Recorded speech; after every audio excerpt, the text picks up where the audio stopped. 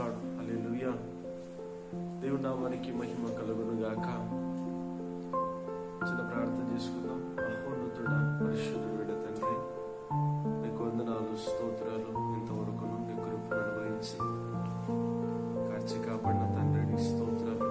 నిజంగా మాతో మాట్లాడుతూ, నిజంగా నీ జీవంతో మమ్మల్ని నింపుతూ, అనుదినము నీ కృప చేత మమ్మల్ని ఆవరిస్తూ ఉన్నందుకు స్తోత్రాలు ప్రభువా. జ్ఞాపకం చేసుకున్నామని నజరేయుడైన యేసుక్రీస్తు నామమున పేరిట ప్రార్థించి అడిగి వేడుకుంటున్నాను తండ్రి. ఆమేన్.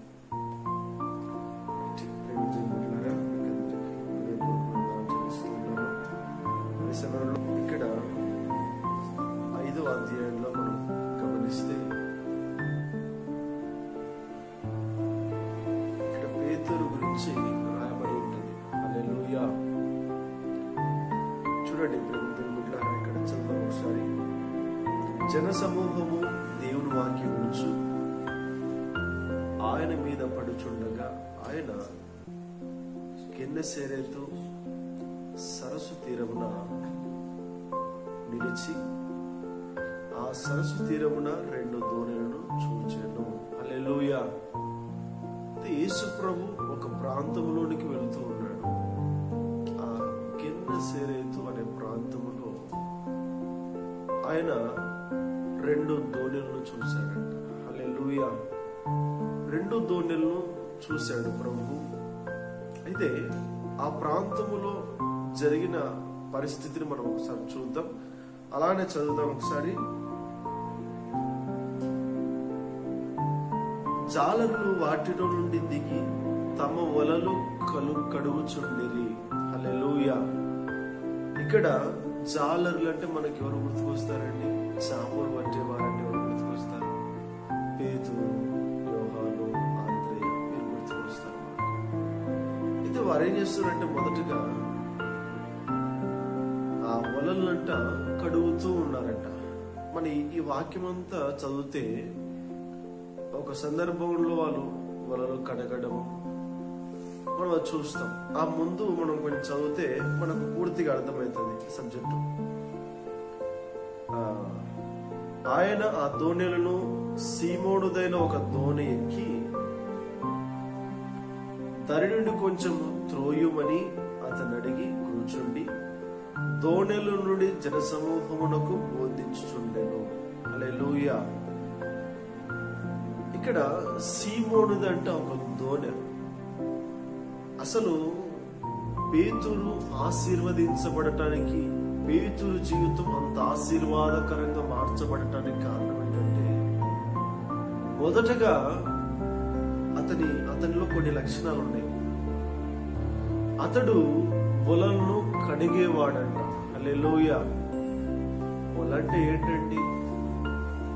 వలను ఎలాగైతే శుద్ధీకరిస్తారో హృదయం అనే వలను కూడా శుద్ధీకరించబడాలి, అలాగున కడుక్కోవాలి. రెండవదిగా పేతురు తన ఓడలోనికి యేసు ప్రభువును ఆహ్వానించాడు. అంతేకాకుండా తన ఓడలో నుంచి అనేకులకు వాక్యం అందించడానికి అక్కడ ఓడ ఉపయోగపడింది. హల్లెలూయా. మనము బాహ్యపరంగా చూస్తే ఓడ మనకు అది జ్ఞాపకం వస్తుంది. అంతరంగంలో మనం చూస్తే ఆ ఓడ ఏంటంటే హృదయం అనే ఓడ. హల్లెలూయా. హృదయం అనే ఓడను పూర్తిగా దేవుడికి సమర్పించినటువంటి పరిస్థితిలో పేతురు కనబడతాడు. చూద్దాం ఒకసారి. ఆయన బోధించుట చాలించిన తర్వాత పేతురుతో ఏం చెప్తున్నాడంటే యేసు ప్రభు, నీవు దోణెను లోతునకు నడిపించి. హల్లెలూయా. పేతురుతో యేసు ప్రభు ఏం చెప్తున్నాడంటే మొదటగా ఆయన చెప్పవలసిన మాటనే చెబుతున్నాడు.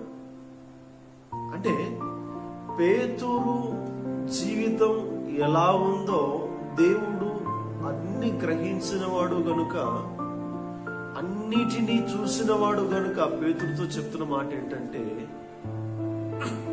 పేతురు, నీ ఓడను లోతునకు నడిపించు. అనుభవంలోకి పోతేనే మనం స్థిరంగా నిలుస్తాము. హల్లెలూయా. పేతురు జీవితం ఎలా ఉందంటే, కొన్ని సంవత్సరాలు యేసు ప్రభుతో నడుస్తున్నాడు, కొన్ని సంవత్సరాలు యేసు ప్రభుతోనే ఉన్నాడు, అద్భుతాలు చూశాడు, ఆశ్చర్యకార్యాలు చూశాడు, అన్ని చూశాడు. కానీ లోతైన అనుభవంలో పేతురు లేడు. ఆయన చేపలు ఎక్కడ పడుతున్నాడంటే వారలు వారలు పడుతున్నాడు. జస్ట్ ఎక్కడైతే సులభంగా ఉంటుందో అక్కడ చేపలు పడుతూ ఉన్నాడు. పేతురు జీవితం అలా ఉంది. కానీ యేసు ప్రభు ఏం చెప్తున్నాడంటే, నీ దోణెను లోతునకు నడిపించు. హల్లెలూయా. లోతునకు నడిపించాలి. అసలు క్రైస్తవ జీవితం అంటే మనము పేతురును బట్టి కొన్ని నేర్చుకోవాలి. నిజంగా నువ్వు 5 సంవత్సరాలు అయిందో, మరి 10 సంవత్సరాలు అయిందో, నువ్వు ఆత్మీయ జీవితంలో సీనియారిటీ ఏమో, పరిశుద్ధ ఆత్మ దేవుడు మనకు బోధిస్తున్న మాట ఏంటంటే, నువ్వు పుట్టుక నుంచి క్రైస్తవుడవైనా లేక నువ్వు ఆత్మీయ జీవితంలో సీనియారిటీ అయినా అది దేవుడు చూడడు. గాని ముఖ్యంగా నువ్వు లోతైన అనుభవంలోనికి నువ్వు వెళ్ళాలని దేవుడు కోరుకుంటున్నాడు. హల్లెలూయా. దేవుని నామానికి మహిమ కలుగును గాక. కొంతమంది జీవితాలు మనం చూసినప్పుడు